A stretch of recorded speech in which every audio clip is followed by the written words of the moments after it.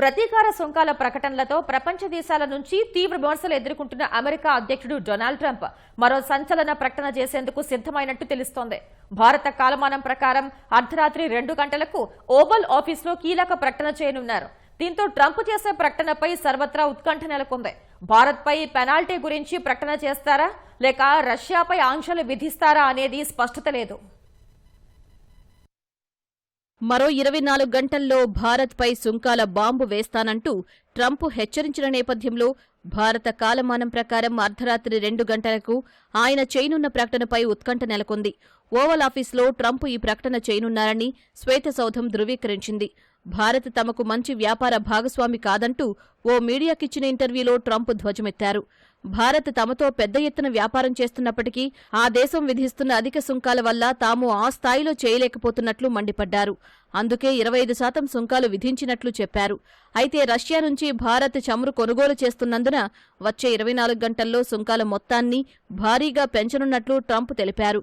Russia నుంచి భారత్ చమురు కొనుగోలు చేయడం ద్వారా ఉక్రెయిన్ యుద్ధానికి ఢిల్లీ ఇంధనం సమకూర్చుతోందని ఆయన మండిపడ్డారు. ఆ విషయం పట్ల తాను ఏమాత్రం సంతోషంగా లేనని, అందుకే భారీగా సుంకాలు పెంచనున్నట్లు ట్రంప్ పేర్కొన్నారు. దీంతో ఓవల్ ఆఫీసులో భారత్పై సుంకాల పెంపు గురించే ట్రంప్ ప్రకటన చేస్తారనే ప్రచారం జరుగుతోంది. తమ వస్తువులపై అధికంగా సుంకాలు విధిస్తున్న దేశాల్లో భారత్ ఒకటంటూ ఇటీవల 25% ప్రతీకార సుంకాలను ట్రంప్ ప్రకటించారు.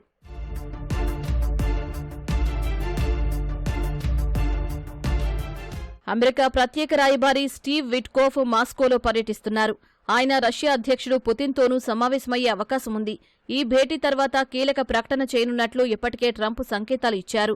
ఉక్రెయిన్తో యుద్ధం నేపథ్యంలో శుక్రవారం నాటికి రష్యా కాల్పుల విరమణకు అంగీకరించకపోతే మాస్కోపై ఆంక్షలు విధించనున్నట్లు ట్రంప్ ప్రకటించారు.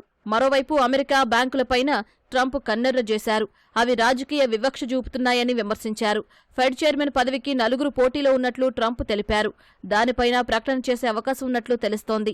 సుంకాల నుంచి మినహాయించిన సెమీ కండక్టర్లు, ఔషధ రంగాలపై త్వరలో కీలక ప్రకటన చేయనున్నట్లు ట్రంప్ వెల్లడించిన నేపథ్యంలో వాటిపైన ట్రంప్ తన నిర్ణయం ప్రకటించే అవకాశం ఉన్నట్లు తెలుస్తోంది.